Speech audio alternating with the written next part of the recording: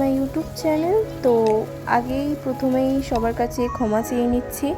16ই June 2024-এর blog আজ 2025-এর April মাসে upload করার জন্য। আমার থেকে বিজি মানুষ হয়তো এই পৃথিবীতে কেউ নেই, এক এক সময় আমার এটাই মনে হয়।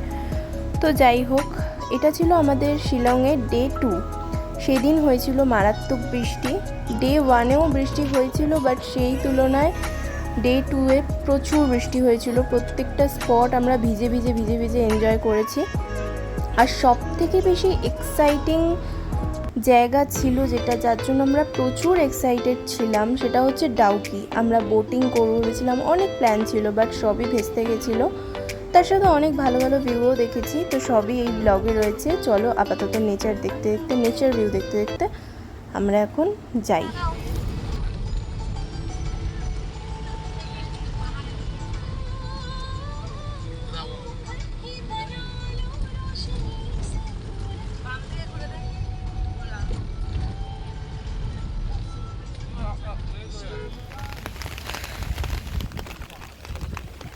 তো গাইস, এটা হলো আরেকটা ভিউ পয়েন্ট। আমরা দুজনে চলে এসেছি, আমি আর মা, দেখতে।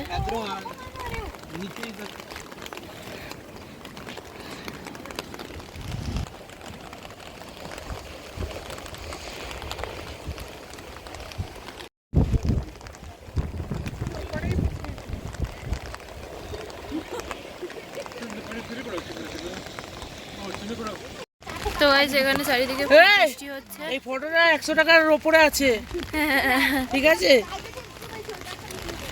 তো আমরা তখন ফটো শুট করে এখন আমরা যাচ্ছি আবার।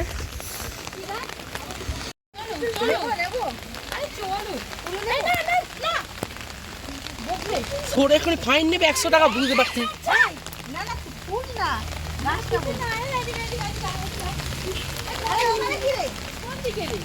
এই তো এদিকে কে বলতে, ক্যামেরা নেই তো, নিয়ে নিলেই হতো। কি দারুণ ফুলখানা।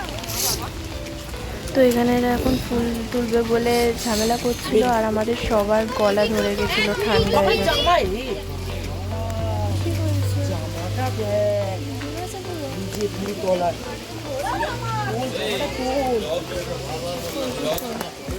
ও হাফ প্যান্ট পরে আছে, অসুবিধা নেই, জামা খুলে দেবে যদি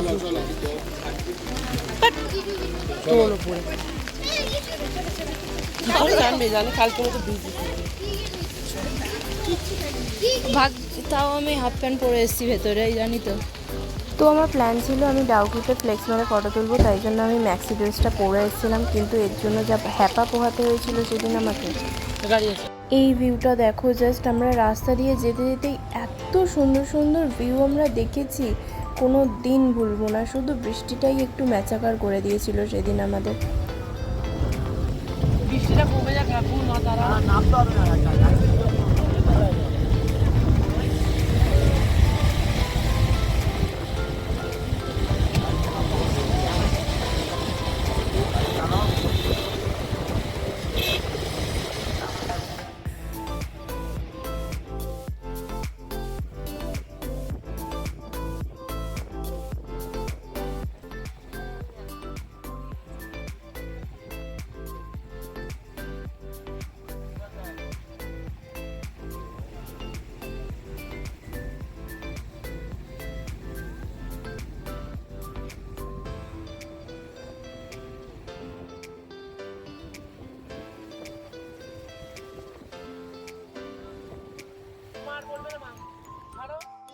দেন আমরা দুপুরবেলা লাঞ্চ করি মাউলিনং ভিলেজে। ওখানে কোথাও খাবার পাওয়া যাচ্ছিল না, কেননা ওখানে শনি আর রবিবার বন্ধ থাকে। অবশেষে একটা জায়গায় আমরা খাবার পেয়েছিলাম, তো ওখানেই আমরা খাচ্ছিলাম। ওই যেটা থোকা থোকা হয়ে আছে না।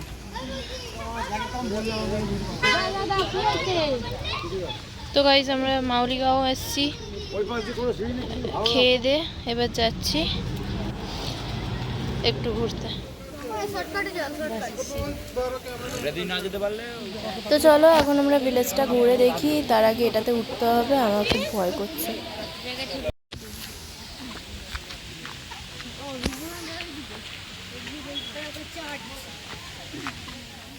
এই যে একটা ট্রি হাউস, এটার উপর আমার উঠতে খুব ইচ্ছা করছিল। চলো।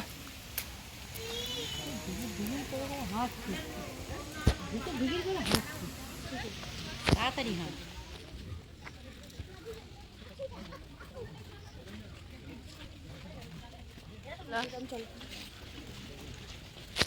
এই ভাই ভাই বেলা হচ্ছে, রুট ব্রিজটা গিয়ে যাও তো, যেতে হবে, চল। গ্রাম দেখা হয়ে গেছে, চল। আরে জোরে জোরে গিয়ে কি করবো? কোন দিকে যাবো? ওইদিকে যাবো, ওইদিকে রিটার্ন যাবো। তো মা বাবা ওরা আসেনি, কেননা ওটাতে উঠতে মা বাবা ভয় পাচ্ছিল। আমরা এসছি, সামনে এরা হাঁটছে, পেছনে এরা, আমি মিডিলে ভিডিও করতে করতে করতে যাচ্ছি।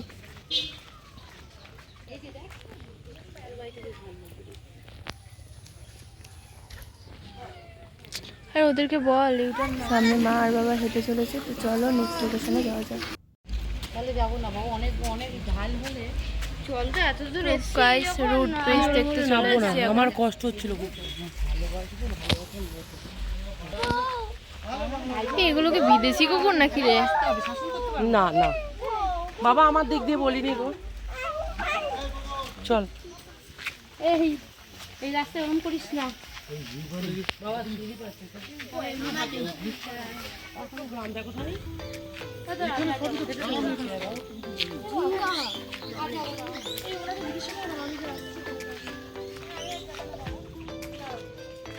রোড ব্রিজটা কোন দিকে আছে?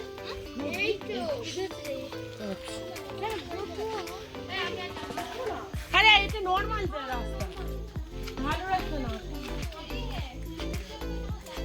তো চলো গাইস। আমার বয়স বললো, খালি কি বললো? আমার এখন ইয়াং বয়স।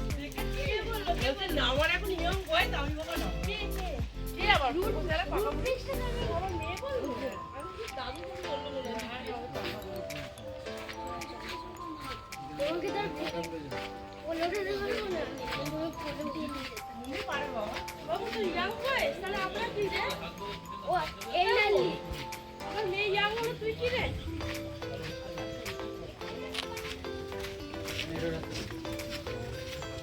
যাবো না আমি।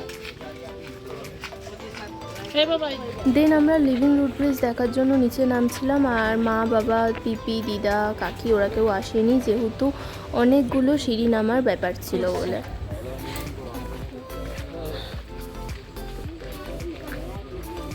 দেখ দাদু আসলো আমাদের সাথে। দাদু আমাদের ইয়া বলা যাবে না। তো দেখতেই পাচ্ছ, একে বৃষ্টি হয়েছে, তার মধ্যে এরকম ধাপ রাস্তা সিঁড়ি করা, তো খুব রিস্ক হয়ে যাচ্ছিলো এক একটা টাইম। তার মধ্যে আমার জামা তো আমাকে তুলে তুলে তুলে তুলে হাঁটতে হচ্ছিল, সব থেকে বেশি রিস্ক হয়ে যাচ্ছিলো ওঠার সময়। তো চলো দেখতে থাকো।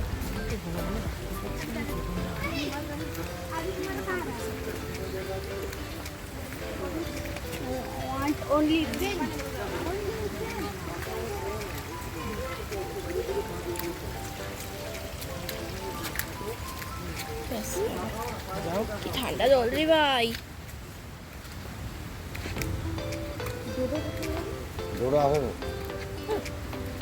সামনে সামনে সামনে দাদা ভাইও এক জায়গায় আছে।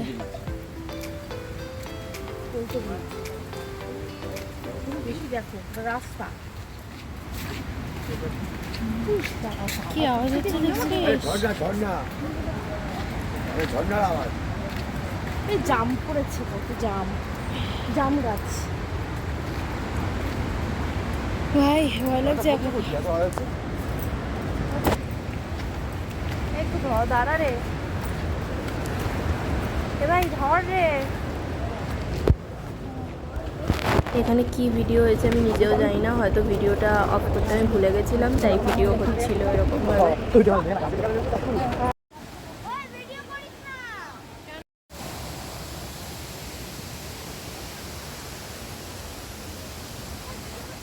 তো রুট ব্রিজ দেখার পর ওখানে ফটো তোলার পর আমরা চলে এসেছিলাম, আর আসার সময় একটাও ভিডিও করতে পারিনি, কেননা প্রচুর জোর বৃষ্টি চলে এসেছিলো। আর একই ওরকম রাস্তা, আমাকে আমার দাদু লিটারেলি টেনে টেনে তুলছিল, নয়তো আমি উঠতে পারছিলাম না। আর আসার সময় এরকম একটা হাগিস গাছ দেখতে পেয়েছিলাম আমরা। দেন আমরা চলে যাচ্ছিলাম মোস্ট এক্সাইটিং প্লেসে, কিন্তু সেটা যে কি হলো সেটা তোমরা দেখতে থাকো। তো সবার মুখেই শোনা যাচ্ছিলো, এমনকি আমাদের ড্রাইভার আঙ্কেলও বলছিল যে ডাউকির ওখানে নাকি জল পুরো ঘোলা হয়ে গেছে, এত বৃষ্টি হয়েছে। তো তাও আমাদের যেহেতু এটা নিয়ে অনেক আশা ছিল, তাও আমরা ওইদিকে গেছিলাম। তো চলো গিয়ে দেখা যাক ডাউকির অবস্থা কীরকম। আর এই যে এটা হলো বাংলাদেশ অ্যান্ড ইন্ডিয়ার বর্ডার। এমনকি তোমরা অনেকেই জানো যে ডাউকির ওখান থেকে বাংলাদেশের সাইডটা দেখা যায়। তো চলো দেখতে থাকো।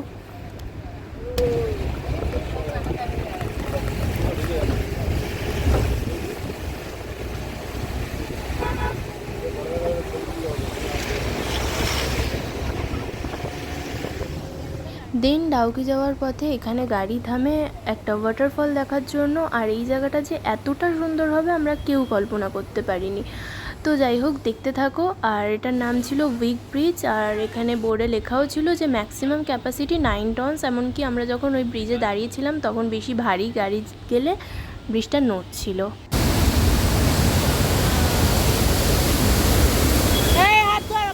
এতটা কাছ থেকে ওয়াটারফল দেখবো আমি কোনোদিন ভাবতেও পারিনি। আর এত সুন্দর লেগেছে আমার এই জায়গাটা। আমরা ব্রিজে দাঁড়িয়েছিলাম, পুরো ভিজে যাচ্ছিলাম আমরা, এই জলের স্রোত বয়ে যাচ্ছিলো বলে। আর তার ছিটে ফোঁটা পুরো ব্রিজে আমরা ভিজে যাচ্ছিলাম, আমাদের চুল টুল সব ভিজে যাচ্ছিলো। এটা আমার মেঘালয়ের সব থেকে বেস্ট প্লেস ছিল। দেন এই বোল্ডারে বসে আমরা কিছু ঢঙের ভিডিও ফটো তুলে নিয়ে তারপরে আমরা চলেছিলাম ডাউকির উদ্দেশ্যে।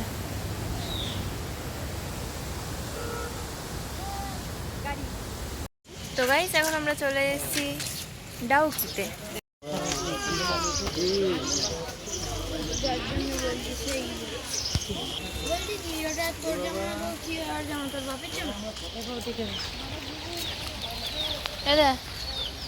তোর বান্ধবী, তোর বান্ধবী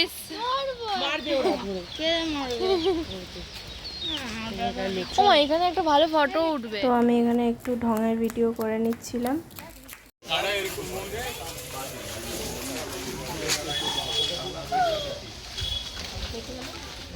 এই যে ডাউকির বোট, সেখানে সব রাখা।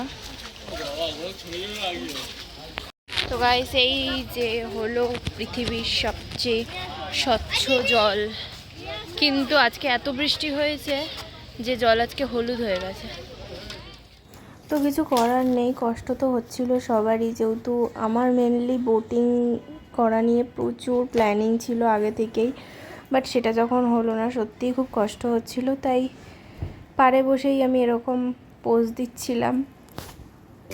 আর এই দুই মানুষ, এদের কথা না বললেই নয়। এরা দুজনে যেখানেই যাচ্ছিল একসাথে যাচ্ছিল, আর কত সুন্দর সুন্দর ফটো তুলেছে দেখো। তো চলো এবার ফেরা যাক। তোমাদেরকে এই ব্লগে আমি আবারও বলছি, পাহাড়ে কোথাও গেলে বিকেলের মধ্যে বাড়ি ফেরার চেষ্টা করবে, কেননা পাহাড়ের টার্নিং পয়েন্টগুলো একটু ব্যাপার থাকে। আর মেনলি মেঘালয়তে, কেননা মেঘালয় মানেই মেঘের দেশ, সেটা খুব ভালোভাবে আমরা বুঝেছি এবারে। কেননা শিলংয়ে ডে 1-এ যখন আমরা বাড়ি ফিরছিলাম সেদিনও সেম ফেস করেছিলাম, কিন্তু ডে 2-তে মানে এই আজকের দিনে আমরা আরও ভালোভাবে ফেস করেছিলাম। এই দিন আমরা প্রচুর ভয় পেয়ে গেছিলাম প্রত্যেকজন।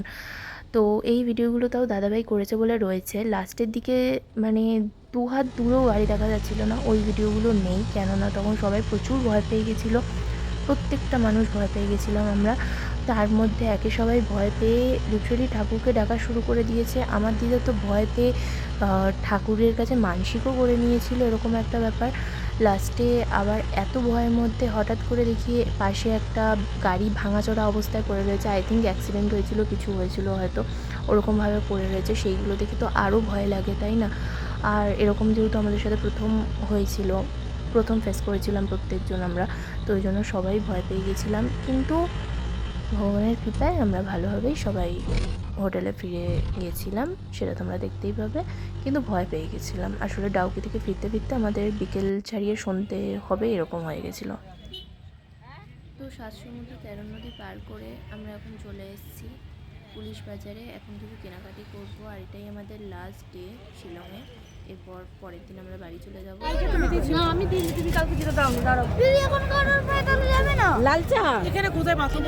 দেন আমরা কেনাকাটি করে বাড়ি মানে হোটেলে আমরা চলে আসি। আর পরের দিনই আমাদের আবার বাড়ি ফেরার জন্য এখান থেকে গুয়াহাটি যেতে হবে। সেখান থেকে আমাদের ট্রেন গুয়াহাটি স্টেশন থেকে। তো বাড়ি মানে হোটেলে এসে আমরা খাওয়া দাওয়া করে শুয়ে পড়ি তাড়াতাড়ি। তো দেখা হবে আবার একটা নেক্সট ব্লগে। টাটা বাই বাই, সবাই ভালো থেকো।